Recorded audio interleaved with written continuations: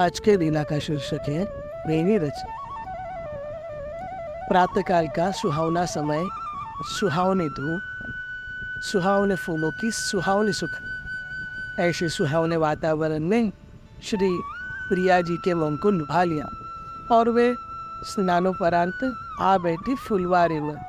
फूलों की फूली फूली फैली फैली सुगंध के मध्य बेला, जूही, चमेली, गुलाब, सूर्यमुखी आदि भांति भांति पुष्पों की अनेक पंक्तियां हैं। श्री प्रिया जी जहाँ विराज रही है वहाँ फैली हुई है हरी हरी दुर्वादल की मखमली चादर। दुर्वादल की मखमली सुहावनी चादर पर एक छोटी सी चौपाई है। इसी पर श्री प्रिया जी आकर बैठ गई अपने केशों को सुधारने के लिए। हम सब श्रृंगार के लिए आवश्यक विधि सामग्री लेकर उपस्थित है। श्री प्रिया जी स्नान करके आई है, अब उनका श्रृंगार करना है। पृथक पृथक पात्रों में महावर, काजल, पुष्पहार, स्वर्णहार, बिंदी, कंधी, दर्पण, सिंदूर, इस प्रकार अनेक आवश्यक उपकरण अनेक पात्रों में है। और ये पात्र हम सखी मंजरियों की हथेली पर है। हथेली पर पात्र लिए हम सब खड़ी है और श्री प्रिया जी के संकेत की प्रतीक्षा कर रही है। यह प्रतीक्षा बन गई धैर्य की परीक्षा, परंतु इस परीक्षा पर किसी का भी ध्यान नहीं। संकेत की प्रतीक्षा ही हमारी निधि है। न चिंता है और न चंचलता है कि कब तक खड़ा रहना पड़ेगा। संकेत प्रतीक्षारत खड़े रहना हमें अच्छा लगता है, भले कितना ही समय लगे, भले दीर्घकाल तक खड़ा रहना पड़े, हमें यह अभिष्ट है। सच पूछा जाए तो यथार्थ बात यह है कि हम सभी ऐसी समय की प्रतीक्षा करती रहती है।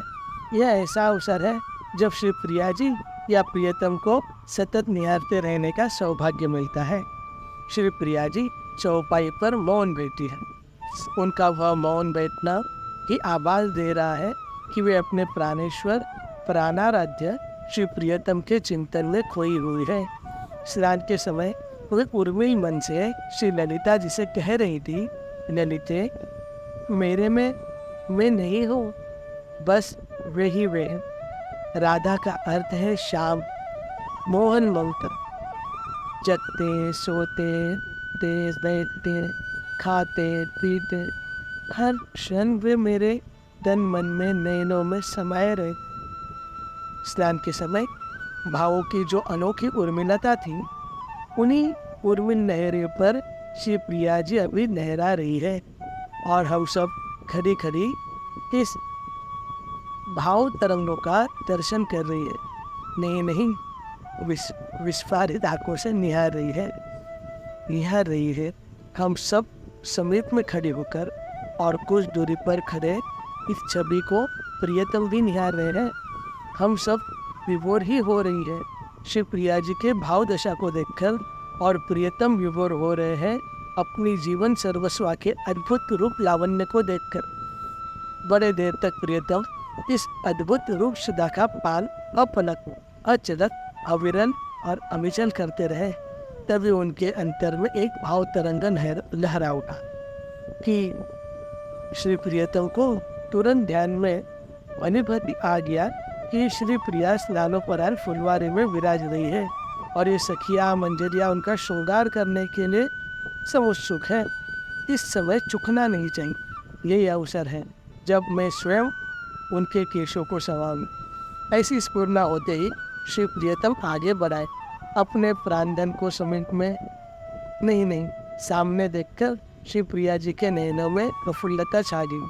श्री प्रिया जी की इस प्रफुल्लता का लाभ उठाने के लिए ललक उठी उनकी ललचाई वाणी।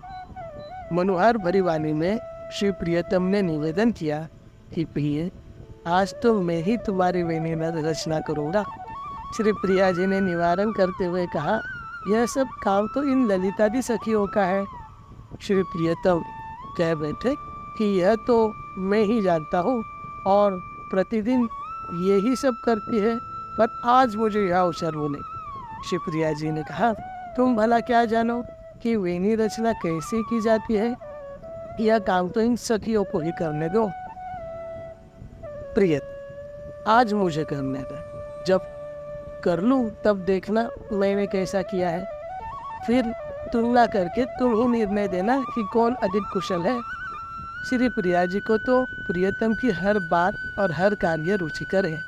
श्री प्रियतम को श्रम न हो इसलिए निवारण करना चाहता, पर जब इनके मन में इतना आग्रह है तो यही वेणी रचना करें। नैनों से संकेत मिलते ही वेणी रचना करने के लिए प्रियतम अपने कोमल वनियों में कंघी लेकर बैठ गए श्री प्रिया जी की पीठ की ओर और कुछ ऊंची चौपाई पर। यह दृश्य तो हम सभी के लिए अति आह्लाददायक था। प्रियतम के मन में हम सभी से तो कोई संकोच था नहीं। शीश पर के नीलांबर को धीरे से उतारकर उन्होंने श्री प्रिया जी के केशों के काले काले लंबे लंबे सघन विस्तार को अपने हथेली में ले लिया। अब श्री प्रिया जी के उन केशों में ऊपर से नीचे तक कभी सुंदर कंघी घूम रही है तो कभी कोमल करांगुलियाँ। अरे यह क्या भाव विभोर श्री प्रियतम, यह क्या कर रहे हैं? केशों के विस्तार के 2 भाग करके एक भाग को बाएं और दूसरे भाग को दाहिने कंधे पर रख लिया और प्रेम मदमत्त होकर अपनी ग्रीवा को इधर उधर डुला रहे हैं। कैसी भाव विभोर दशा है। इनके बाद वे उन केशों को हथेली में लेकर कभी बाएं कपोल से लगाते हैं तो कभी दाहिने कपोल से, कभी उन केशों को अपनी नासिका के पास ले जाकर सूंघते हैं और कभी उसकी मादक सुगंध से वे विभोर होते हैं। कभी उन केशों को अपनी हथेली में रखकर निहारते रहते हैं और कभी बोल पड़ते हैं, अहो कितने चिकने, कितने चमकदार, कितने महीन, कितने घुंघराले और कितने कोमल और कितने लंबे हैं ये बाल। केशों की सुंदरता, सघनता, सुगंधी सूक्ष्मता, सुदीर्घ आदि आदि पर अति विमोहित श्री प्रियतम द्वारा कंघी किया जाना स्थगित हो गया। अतिविलंब होता देख श्री प्रिया जी कुछ तिरछाई सी होकर बोल पड़ी, तुम बहुत देर लगाते हो, ललिता तो अभी तक वेणी गूंज चुके होते। श्री प्रियतम तो पीठ की ओर है। श्री प्रिया जी को भला क्या पता कि श्री प्रियतम की कैसी भाव विभोर दशा हो रही है। श्री प्रिया जी की खींच भरी बोली सुनकर श्री प्रियतम कुछ संभले और ललिता दी से बोले, ललिते लो तुम ही वेणी रचना करो। आज का दृश्य अनोखा था, अति अनोखा। हम सभी रस निमग्ना थी प्रियतम की इस रीछ पर और श्री प्रिया जी की खींच पर। इस रीछ और खींच की सदा जय हो, सदा जय। इस रीछ खींच की बार बार बलिहारी जाओ।